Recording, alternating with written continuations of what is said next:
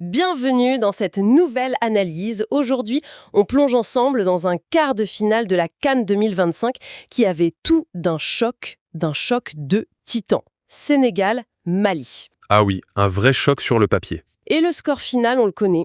1-0 pour le Sénégal, mais ce qui est fascinant, c'est pas tant le résultat, mais la manière. On va voir comment la discipline tactique sénégalaise a méthodiquement fait dérailler une équipe malienne pourtant très talentueuse. C'est exactement ça. Et ce qui est frappant d'entrée, c'est que les deux équipes arrivent avec un plan très clair. Mais c'est le Sénégal qui a su s'adapter quand le sien n'a pas marché tout de suite. Leur patience, ça a été une arme aussi redoutable que leur technique. La première mi-temps, c'est un cas d'école de gestion de match à haute tension. Et là, attention, on y est tout de suite. Le match démarre à peine et le Sénégal a déjà failli tout perdre. On est à la 3e minute. L'intervention de Kalidou Koulibaly dans sa surface sur l'attaquant malien, Lassine Sinayoko. Exactement. L'attaquant s'effondre, tout le stade retient son souffle, le banc malien explose.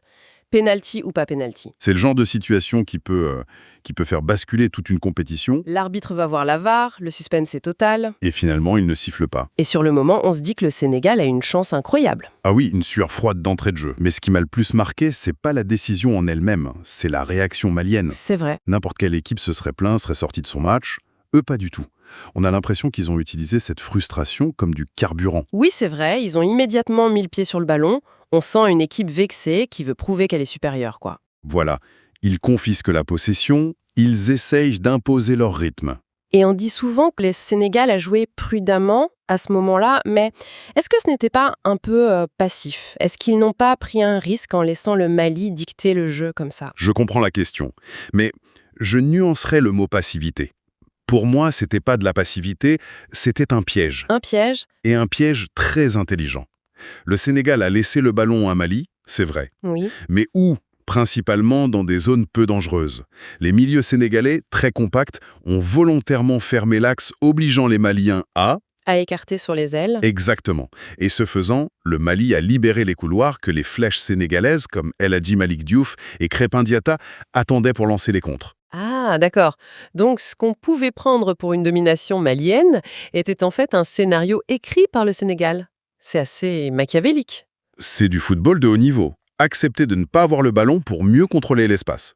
Le seul petit hic, c'est qu'au début, comme le dit notre source, les centres de Diouf manquaient un peu de précision. Le plan était bon, mais l'exécution n'était pas encore parfaite. C'est ça.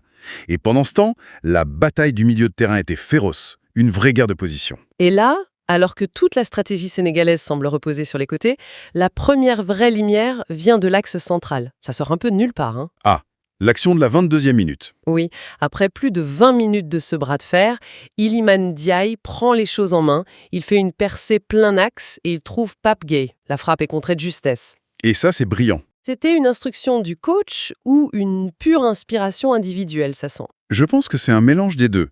L'inspiration, elle est individuelle, c'est la qualité de Ndiaye. Mais tactiquement, c'est un coup de génie. Le Mali s'attendait au danger venant de la largeur. Bien sûr. Et soudain, le poison vient du centre. Cette variation, ça a créé un premier vrai moment de panique dans la défense malienne. C'est là que le doute commence à s'installer chez eux. Le doute qui va se transformer en véritable fissure quelques minutes plus tard.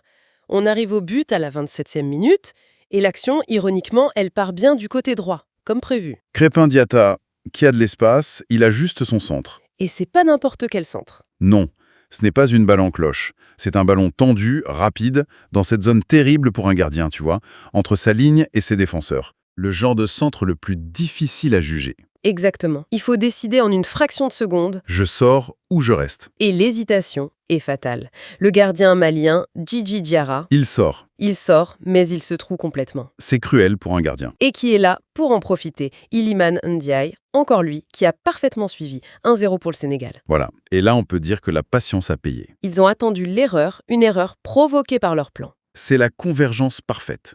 Une action collective qui respecte le plan et une erreur individuelle provoquée par la qualité de cette action. Ce but, ce n'est pas de la chance. Non. C'est la conclusion logique de la stratégie sénégalaise.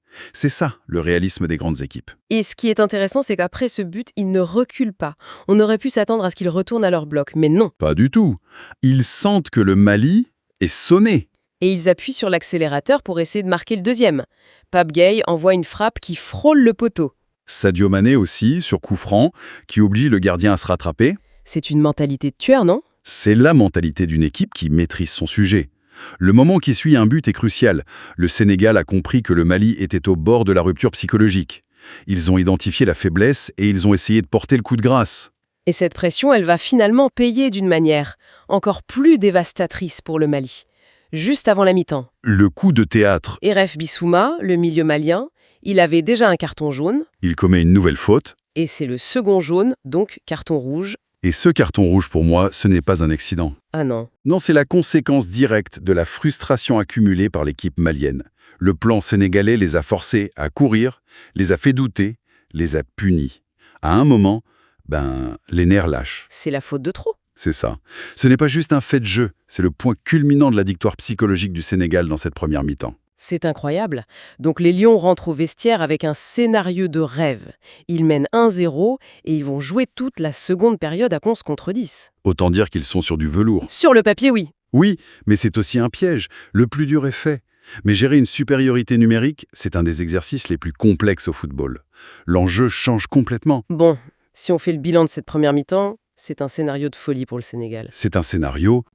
En fait, un piège, puis le but, et enfin le carton rouge. La mi-temps parfaite. Parfaite, je ne sais pas, parce qu'ils ont quand même subi au début.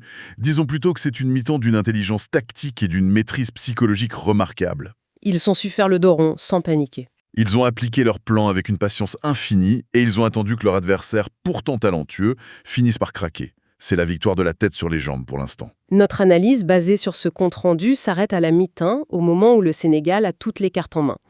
On va donc laisser une question en suspens. Oui. En se basant sur cette démonstration de maîtrise en première période, comment est-ce qu'une équipe si intelligente aborde la suite? C'est une excellente question. Est-ce que cet avantage écrasant peut devenir un piège, où l'on se relâche, où l'on gère trop tranquillement, et où l'on finit par redonner espoir à un adversaire qui n'a plus rien à perdre? La gestion de la supériorité, c'est parfois un art bien plus difficile que la quête de l'exploit.